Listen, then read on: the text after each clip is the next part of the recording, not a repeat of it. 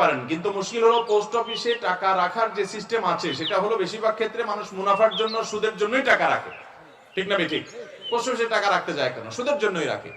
এখন আপনি যদি পোস্ট অফিসে টাকা রাখার পর সেখানে বছরে বছরে, মাসে মাসে বিভিন্ন ভাবে আপনাকে সুদ দেয়, তাহলে সেটা অন্য 10টা সুদের মতো হারাম হবে। আল্লাহর জমিনে যত হারাম উপার্জন আছে এর মধ্যে সবচেয়ে ভয়াবহ হারাম উপার্জনের নাম হলো সুদ।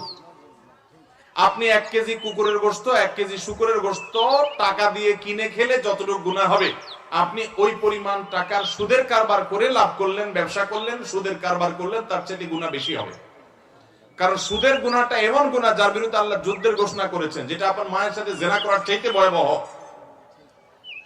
এর চাইতে জঘন্য কোন হারাম আল্লাহর জমিনে নাই। এই জন্য গোটা পৃথিবী দেখবেন সুদের উপর দাঁড়িয়ে আছে। ওই যে দাজ্জালি দুনিয়া, শয়তান মানুষকে জাহান্নামে নেওয়ার জন্য সবচেয়ে বড় চ্যালেঞ্জ হলো মানুষের সুদ থেকে বাঁচা। ওইটা